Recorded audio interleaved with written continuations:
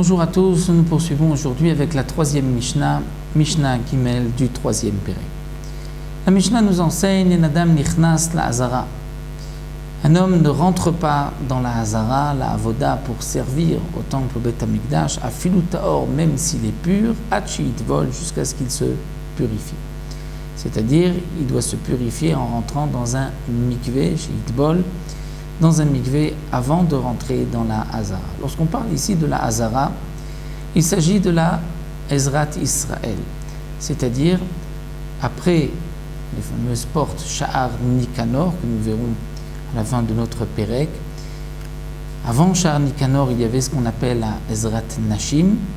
Ensuite, il y avait la Hazara, Ezrat Israël, Ezrat Kohanim, où se trouvait le Mizbeach et aussi le Ohel Moed. La Hazara ici, c'est la Hazarat Israël, après les portes de Nikanor, qui ont donc la fameuse Kedusha du Khatser, de la cour de la Hazara. Et donc on ne pouvait pas rentrer. La Avoda, c'est marqué dans la Mishnah, c'est-à-dire pour servir au Beth Amikdash, mais en vérité, même si on ne faisait pas un service au Beth Amikdash, on était passif, juste pour rentrer, il fallait se purifier. Donc la Avoda ici précise le Barthénora, c'est l'Av Dafka, même si on ne vient pas travailler. À Filu Taor, même s'il est pur, même si cet homme-là sait qu'il n'a rien touché d'impur, il ne peut pas rentrer tant qu'il ne s'est pas trempé au mikvé. Pour quelle raison? Là, le Barthénora nous rapporte ce qui est marqué dans la Gemara, c'est qu'il y a une logique, un Kal Vachomer. Si déjà le Kohen Gadol, qui lorsque il change d'une avoda, d'un service à un autre le jour de Yom Kippourim, il doit se purifier, comme nous le verrons. Le Kohen Gadol va parfois servir à l'extérieur du Kodesh HaKodashim, du Saint des Saints, et parfois à l'intérieur. Le Kohen Gadol va se purifier chaque fois qu'il va changer d'habit entre ses habits en or et les habits blancs du jour de Kippour.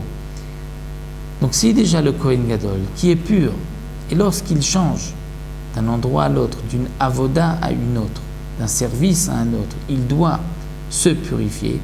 Donc à plus forte raison, celui qui vient de chez lui, même s'il est pur, il doit se purifier, il doit rentrer au mikvé avant de pénétrer la Hazara. La Mishnah poursuit Chamesh Tvilot. À 5 reprises, le Kohen Gadol se trempait dans un mikvé le jour de Kippour, Vasara Kiddushin. Et 10 fois, il devait se sanctifier les mains et les pieds. Donc là, la Mishnah poursuit, Tovel Kohen Gadol, donc 5 fois que le Kohen Gadol devait se purifier, ou Mekadesh Bobayom, et sanctifier ses mains ce jour-là, Vechulan Bakodesh al Bet Parva. Et donc toutes ces tvilot, à chaque fois qu'il devait se purifier, c'était dans cette pièce, dans le Bet Amikdash, appelée Bet Parva. Cette Bet Parva, c'était une pièce appelée au nom de Parva, c'était un sorcier qui avait construit cette pièce. Et donc l'endroit s'appelait au nom de cet homme-là Bet Parva, et c'est là-bas qu'il y avait un mikvé et qu'il devait se purifier, à l'exception Chutz Mizo Bilvad, de cette première Tevila, la première fois où il se trempait. Là, ce n'était pas dans Bet Parva, mais c'était en dehors de Nazara, en dehors du Bet Amikdash. Le Barthénora précise, c'était au-dessus de ce qu'on appelle le Sha'ar Amaim, la porte des eaux, la porte de l'eau.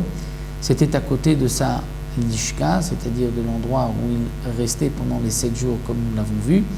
Et donc là, le Kohen Gadol, pour la première Tvila, devait se tremper la première fois donc dans cet endroit au-dessus de Sha'ar Hamaim, et ensuite, pour les 4 autres fois, c'était à l'endroit appelé Bet Parva.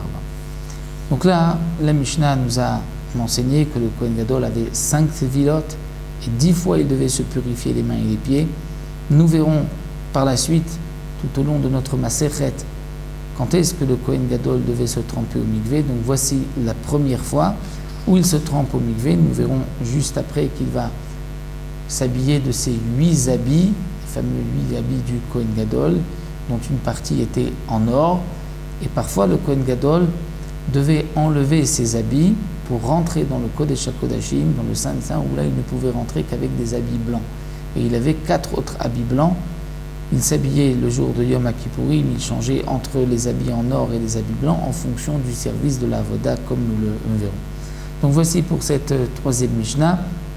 Et dans la quatrième Mishnah, nous verrons donc le début, dès que le Kohen Gadol se trempe, et ensuite les premières avodot, les premiers services qu'il fera ce jour-là.